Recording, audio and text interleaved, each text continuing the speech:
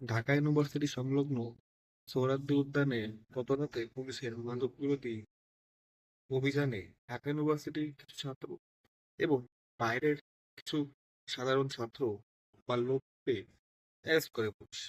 এছাড়াও পুলিশের ধাওয়া খেয়ে অনেকে পড়ে যান, তাদের বেধড়ক মারে পুলিশ। এর মধ্যে অনেকে আবার নাকি নিরীহ লোকও ছিল। তারপরও পুলিশ তাকে তাদের কোনো কিছু জিজ্ঞাসা না করেই নাকি পিটিয়েছে।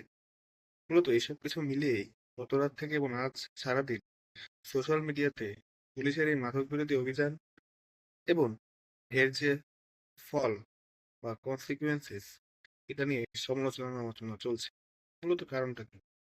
দেখুন, মাদক বিরোধী অভিযান বা মাদকের বিরুদ্ধে জিরো টলারেন্স, এটা বাংলাদেশ পুলিশ এবং বাংলাদেশ সরকার, বর্তমান সরকার গ্রহণ করেছে। এটা এদেশের সব স্তরের মানুষই অ্যাপ্রিসিয়েট করবে। শুধুমাত্র যারা মাদক সেবনকারী, যারা মাদকের সাথে জড়িত, মাদক বিক্রি করে থাকে, কেনাবেচা করে থাকে, তারা বাদে কিন্তু এই শ্রেণীর মানুষের সংখ্যা খুবই কম, সত্যি কথা বলতে গেলে।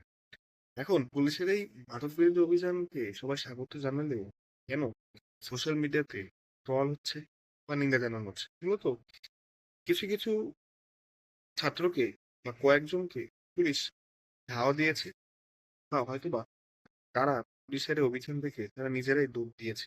তো সেটা যেহেতু দৌড় দিয়ে আপনার সন্দেহ প্রবণতা বাড়ায়, সেক্ষেত্রে পুলিশও তাদের ধাওয়া করে কোনো কিছু জিজ্ঞাসা না করেই তাদেরকে লাঠি দিয়ে পিটিয়েছে। এবং এই পিটানোর পর তাদের যখন চেক করা হয়েছে যে তাদের কাছে কোনো মাদক দ্রব্য বা আপনার বেআইনি কোনো কিছু আছে কিনা, তখন তারা কিছুই পায়নি অনেকের ক্ষেত্রে। পরে তারা ধূর ছাই এই বলে চলে গিয়েছে। সো আপনি কারো গায়ে চেপে ভাত দিতে পারেন, এটা তো আইনে নেই। মাদক বিরোধী অভিযানের মতো চলবে, বাট বিনা কারণে কাউকে কারো কাছে কিছু না পেয়েই বেআইনি আপনি তাকে আগেই মারবেন লাঠি দিয়ে, এবং এটা কি ঠিক? বিশেষ করে একজন একজনকে দেখলাম বেধড়ক পিটিয়েছে পুলিশ, প্রায় 7 থেকে 8টা বাড়িও দিয়েছে। আপনারা দেখে নেন, সোশ্যাল মিডিয়াতে এটা ভাইরাল হয়েছে। পরে বলতেছে যে না, এর কাছে কিছু পাইনি, ধুর, এই বলে পুলিশ চলে গেল। আপনি যে 7 থেকে 8টা বাড়ি দিলেন এই নিরীহ মানুষকে, এটা কেন? এটা আপনাকে কোন আইন দেয় এই ক্ষমতা? হ্যাঁ, আপনি যারা তাদের কাছে মাদক পেয়েছেন বা তাদের আপনারা মারেন, কাটেন, যা ইচ্ছা করেন। আইন অনুযায়ী কাজ করুন। আইনের বাইরে সে তো করতে পারেন। অতি উৎসাহে কোনো কিছু ভালো না, ঠিক আছে? এট দ্য সেম টাইম সবকিছুর প্রসেস আছে। আপনি তাদের জিজ্ঞাসাবাদ করুন, থানায় নিন, অভিযোগ দায়ের করুন। বাট জনসম্মুখে এগুলা ঠিক না।